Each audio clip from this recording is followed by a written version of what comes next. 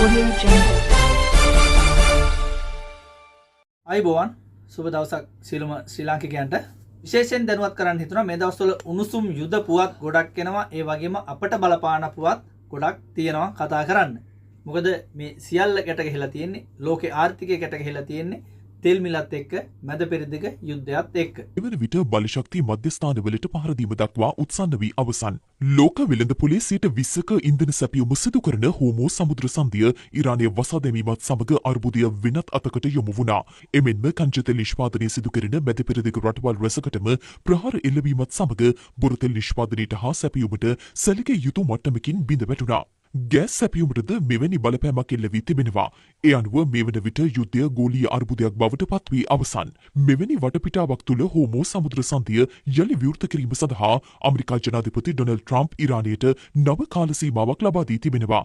ඔහු සිය ට්‍රූත් සමාජවාදී ගිණුමේ සටහනක් තබමින් පවසා සිටින්නේ ඉරාන වේලාවෙන් පෙරවරු 3:14 සිට පැය 48ක කාලයක් හෝමෝ සමුද්‍ර සන්ධිය විවෘත කිරීම සඳහා ලබා දී ඇති බවයි.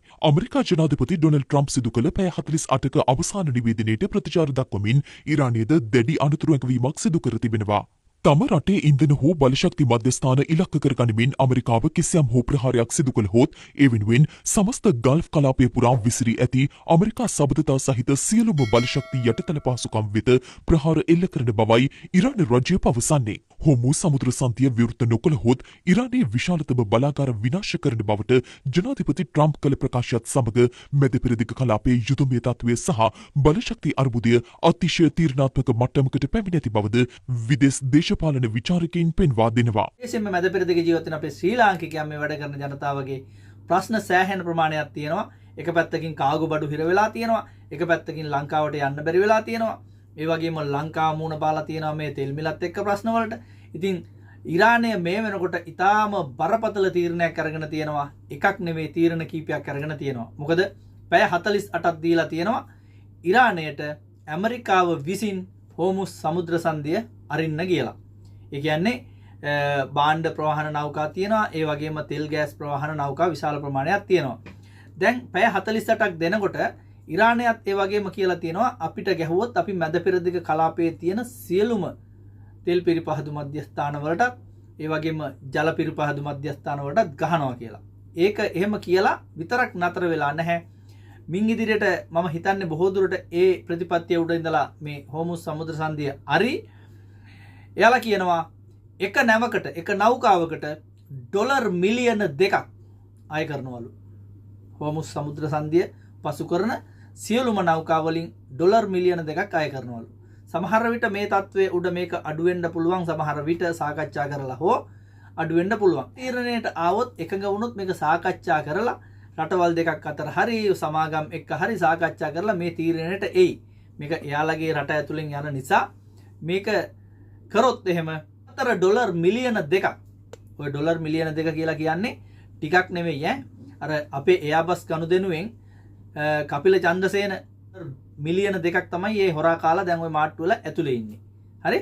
අන්න ඒ වගේ ඩොලර් මිලියන 2ක් එයාලට දෙන්න ඕන එතනින් යනවට. ගාස්තුව අය කරනවා කියලා තියෙනවා. එහෙම වුණොත් මේක බලපාන්නේ තෙල් මිලට විතරක් නෙවෙයි. සමස්ත පද්ධතියටම සෑම රටකටම මේක බලපානවා. විශේෂයෙන්ම ඔයාලා මැද පෙරදිග ඉඳන් යවන බඩු පෙට්ටියට පවා මේක අනිවාර්යයෙන්ම බලපානවා. මොකද කාගෝ අයිතිකාරයෝ අනිවාර්යයෙන්ම ගෙවන්න ඕන ඊට පස්සේ වැඩිපුර මුදලක්. එතකොට එයාලා ඒ වැඩිපුර මුදල ගෙවන්නේ ඔයාලගෙන් අරගෙන. හරි? එතකොට ওই මීටරයට දැන් අය කරන 20 25 ගණන් තියෙනවනේ. ඔව්ව ඊට පස්සේ 30 35 වෙන්න පුළුවන්. මිල වැඩි වෙන්න පුළුවන්. ඒව අය කරන්නේ ඊට පස්සේ ඔයාලගෙන් තමයි. වක්‍රාකාරයෙන් ඔය හැම ව්‍යාපාරිකයෙක්ම අය කරන්නේ ඔයාලගෙන් තමයි. මේවා බලන ඔයාලගෙන් තමයි අය කරන්නේ. හැම දෙයක්ම හැම දෙයක්ම ඉහළ යනවා. එතකොට තෙල් නැව් වලට ගහන එක ඊට පස්සේ ওই තෙල් මිල සීඝ්‍රයෙන් ඉහළ යනවා. අය කරන ඩොලර් මිලියන 2 කවදා හරි අයින් කරගන්න තුරු ඒ තෙල් මිල ඉහළ යනවා. මොකද නැව්කාරයෝ ඔකට බය වෙන්නේ නැහැ. එයාලා තෙල් මිල ඉහළ දානවා. ලෝකෙට තෙල් අත්‍යවශ්‍ය නම් රටවල් වලට තෙල් අත්‍යවශ්‍ය නම් කීයක් දීලා හරි ගන්නවා. දැන් අපේ රටේ වුණත් තෙල් මිල අපේ රටේ නිෂ්පාදනයක් නෙවෙයිනේ. පිටින් ගෙනල්ලා තමයි අපේ රටේ විකුණන්නේ. තවත් තෙල් සමාගම් දෙකක් අපේ රටේ තියෙනවානේ. දැන් අපේ සිපෙට්කෝ එකට අමතරව ඉන්දියන් ඔයිල් එක තියෙනවා. ඊට පස්සේ සිනෝපෙක් එක තියෙනවා චයිනා. ඔය දෙකම තියෙද්දිනේ දැන් අපේ තෙල් මිල ඔය වගේ. ඉතින් කවුරු ගෙනාවත් පිටින් ගෙනල්ලා තෙල් දෙන්න තියෙන්නේ ලෝකේ තියෙන මිලට තමයි දෙන්න සිද්ධ වෙන්නේ. අදටත් අපේ රටේ තමයි තෙල් මිල අඩුම රට. එතකොට අපි විශේෂයෙන් සඳහන් කරන්න ඕන බඩු දාන කට්ටියට, කාගෝ බඩු දාන කට්ටියට.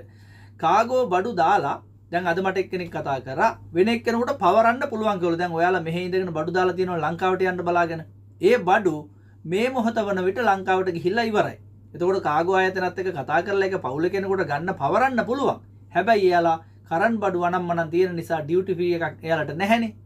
ඒ නිසා ඒවට ටැක්ස් ගහන්න වෙනවා. අන්න ඒවට තමයි අපි කියුවේ මැදිහත් වෙන්න ශ්‍රී ලංකා රජයට සහ විදේශ සේවා නීති කාර්යාංශයට මැදිහත් වෙලා කාගොත් එක්ක කතා කරලා මෙයාලගේ මේ එලවුන්ස් එක මොන විදිහටද කපා ගන්නෙ? එහෙම නැත්නම් මෙහෙන් එම්බසියට ගිහිල්ලා එක කපා ගන්න ක්‍රමයක් හදනවද?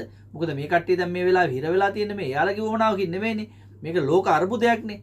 අන්න ඒ නිසා ඒ ක්‍රමවේදයක් හදන්න කියලා. ඒක තාම හදන්නේ නැහැ. ඒ කට්ටිය කාගෝ කට්ටිය කෙලින්ම කියලා තියෙන්නේ මොකද්ද? අනිවාර්යෙන් කස්ටම් එකේ ඩියුටි එකක් ගහනවා කියලා. ඒක ඇත්ත. ඒ නිසා අපි තාමත්ම ආදරෙන් ඉල්ලනවා මේක මේ කාගෝකාරයෝ ප්‍රශ්නයක් කරගන්නත් එපා. බඩු දාන එක පොඩ්ඩක් දෙපාරක් හිතන්න. බඩු දාන එක පොඩ්ඩක් දෙපාරක් හිතන්න. මේ යුද්ධය අවසන් වෙන තුරු හෝමුස් සමුද්‍ර සංධිය සාමාන්‍ය පරිදි අරින තුරු ඔයාලා කාගෝ බඩු දාන එක පොඩ්ඩක් හිතලා දවන්න. හිතලා දාන්න. මොකද ඊට පස්සේ අර කාගෝයකට බඩු දැම්ම ගිහින් නැහැ, මේ කාගෝයකට බඩු දැම්ම ගිහින් නැහැ කියලා කාගෝ වලට බැනලා ඊට පස්සේ තේරුමක් නැහැ. පාර වහලා තියෙන නිසා කාගෝ යන්නේ නැහැ. එතකොට ඔයාලා ගියපු එව්වත් එහෙ යන්න තියෙනවා මේ හිර වෙලා තියෙනවා. ඒ ප්‍රශ්න නිසා ඔයාලගේ කාගෝ බඩු පරක්කු වෙනවා. එතකොට ඔයාලා සමහර විට වට කෑම බීම බඩු දානවා, ආහාර ද්‍රව්‍ය දානවා. ඒ දාපුවම ඕන නරක වෙන්න ඉඩ තියෙනවා. ඒ දේවලුත් තියෙනවා. එතකොට ඔයාලට පාඩුවක් මිසක් ලාභයක් සිද්ධ වෙන්නේ නැහැ. ඒ ගැන හොඳට කල්පනාකාරීව වැඩ කටයුතු කරන්න කියන ඉල්ලීම තමයි අපි කරන්නේ. කාගෝ දාන එක රියන දෙපාරක් හිතන්න කියලා තමයි අපිට කියන්න තියෙන්නේ. කාගෝ හරහා බඩු යවන කට්ටිය හැමෝටම. ඉතින් ගුවන් තොටුපළවල අරින එකත් පේන තෙක් මානයකවත් නැහැ. ඒ සම්බන්ධයෙන්ුත් ඔයාලට කියන්න තියෙන්නේ ඒ ටික අවශ්‍ය අයට සෞදියට ගිහිල්ලා යන්න පුළුවන්. ඒකත් ඉතාමත්ම මිල අධිකයි. අපි ඒ සම්බන්ධයෙන් දැනුවත් කරා කීප දෙනෙක් අපි රජයත් සාමාන්‍ය දන්න කියන කට්ටිය දැනුවත් කරා. පුළුවන් නම් මේකට තානාපති කාර්යාලය හරි මැදිහත් වෙලා උදියට යන්න වීසා ක්‍රමවේදය ගැන හිතන්න පුළුවන් නම් ඒ ගුවන් ගමන් ගාස්තුව ටිකක් හරි අඩු කරගන්න පුළුවන්. ඉතින් එහෙමනම් ට්‍රම්ප්ගේ පැය 48 ඉවර වුණාට පස්සේ ඉරානය ගන්න ක්‍රියාමාර්ගය මොකද්ද? ඩොලර් මිලියන 2කට හෝමුස් සමුද්‍ර සංධිය අරිනවද? ඒක අපිට බලා ගන්න පුළුවන් මේ දවස් දෙක අවසන් වුණාට පස්සේ. එහෙමනම් අපි බලමු එහෙම වුණත් තෙල් මිල ඉහළ නැගපු එක පහළ බහින්නේ නැහැ. මේ කට්ටිය කොහොමදත් උතනින් යන්නේ? ওই යුදබිය කියන එක පහ වෙන තුරු ඔය නැව් ගමනාගමනය ඉතාමත්ම සීමා සහිතව තමයි සිද්ධ වෙන්නේ. අපි වගේ දුප්පත් රටවල් වලට විශාල වශයෙන් බලපාන කාරණයක්. මොකද හේතුව අපේ රටවල් වල තෙල් නැහැ. තෙල් සංචිත නැහැ. තෙල් සංචිත තියෙන රටවල් පවා මේ මොහොත වෙනකොට තෙල් මිල ශීඝ්‍රයෙන් ඉහළ දාලා තියෙනවා. ඒ වගේම කියා කරන ශ්‍රී ලාංකිකයන්ට ගොඩක් ප්‍රශ්න වලට මුහුණ පාන්න සිද්ධ වෙලා තියෙනවා. එතකොට ඒක ඩුබයි වල ඉන්න කට්ටියටත් ඩුබයි, කටාර්, ඕමාන්, සෞදි, ඒ වගේම කුවේට් ඔය ඉන්න හැම රටකම අයට මේ ප්‍රශ්නේ මුහුණ පාන්න සිද්ධ වෙලා තියෙනවා. ඉතින් මේක පහව යන්නේ ওই යුද්ධය ඇත්තටම ඉවරුණාට පස්සේ. ඕක ඉවර වෙන්න පාටක් පේන්න නැහැ. දවසින් දවස මේක ඇදීගෙන යනවා, වැඩි වෙනවා විතරයි අපිට පේන්නේ. දැන් මේ රටවල ටිකක් ගහන එක අඩු වෙලා තියෙනවා. අඩු වෙලා වගේ අපිට පේන විදිය. නමුත් යුද්ධය යටින් යනවා. යුද්ධය යටින් යනවා. මිසයිල් අඩු වුණ පමණින්, ඩ්‍රෝන් පහර අඩු වුණ පමණින් යුද්ධය අඩු වුණා කියලා අපිට හිතන්න හෝ උපකල්පනය කරන්න බෑ. ඒ නිසා පරිස්සම් වීම තමයි තියෙන්නේ. ඒ නිසා ඔයාලගේ සල්ලි වියදම් කරලා බඩු දානකොට දෙපාරක් හිතන්න. බඩුත් නැහැ, සල්ලිත් නැති ප්‍රශ්නයක් උද්ගත වෙන්න ඉඩ තියෙනවා. දැන් කට්ටියට අමතක වෙලා තියෙනවානේ. දැන් ඔයිට කලින් දැන් කට්ටිය අර ඔන්ලයින් කාර්යුන්ට අහුවෙලා, ඔන්ලයින් කාර්යුන්ගේ කතා වලට අහුවෙලා, ටීවී ගෙදරටම ගිහිල්ලා දෙනවා කියලා එව්වට අහුවෙලා සල්ලි අරගෙන අද වෙනකොට කී දෙනෙක් තවත් ඉන්නවද ටීවිත් නැහැ, සල්ලිත් නැහැ, බඩුත් නැහැ. එහෙම අයත් ඉන්නවනේ නේ. දැන් ඒක මේ යුද්ධයට සම්බන්ධ නැහැනේ. ඒක යුද්ධයට සම්බන්ධ නැහැ.